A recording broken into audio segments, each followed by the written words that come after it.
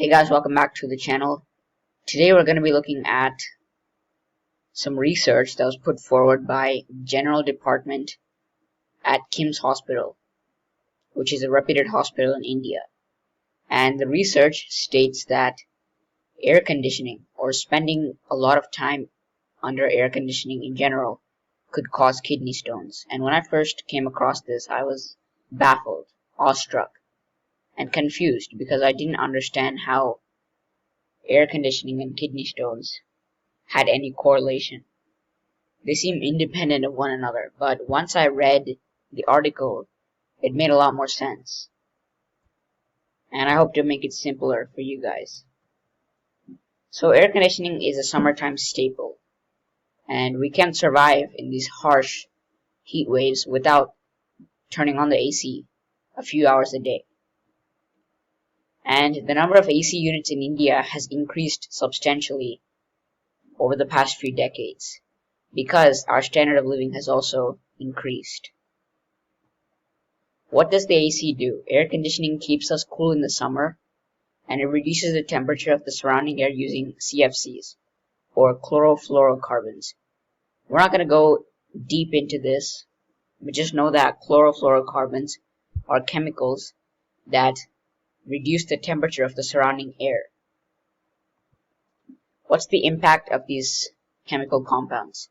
So we're aware that CFCs contribute to depletion of ozone layer, and the ozone layer is a thin layer around the stratosphere which prevents harmful UV rays, ultraviolet rays, from directly striking the surface of the earth, and it prevents us from being afflicted with diseases such as skin cancer or other forms of skin disease. And these chlorofluorocarbons deplete the ozone layer, so it's causing hotter summers, it's exacerbating the greenhouse effect, and it's deteriorating human health. But this is merely the environmental impact. Now ACs can also directly impact human health. But how?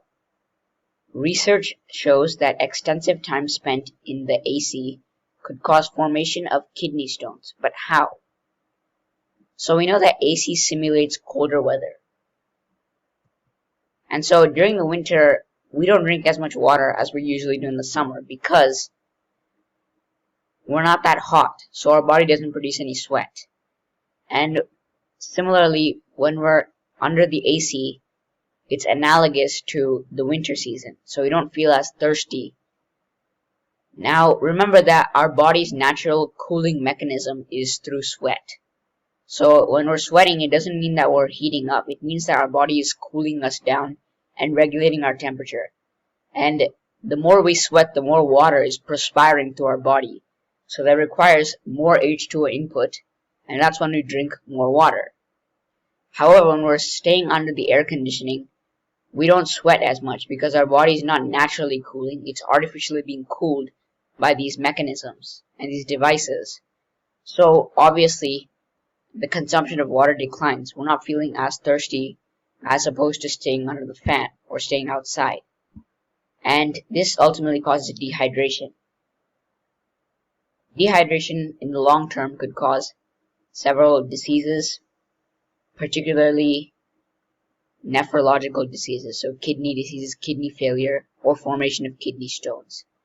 So we're not going to dwell deep into this, how the kidney stones are formed, but just in general, we can summarize the essence of this article and this research through this diagram. So spending more time in the AC results in drinking less water, and that leads to dehydration, which causes kidney problems. So that's the essence of this research. What's the solution, or how can we prevent this from happening? The answer is simple. We can stay hydrated even while spending time in the AC by drinking several liters of water every day. Doctors suggest that we should drink 3 liters of water, especially during these heat waves. So that concludes this video. I hope you had a great learning experience. And until the next one, this is Nishal Tube signing off. Peace.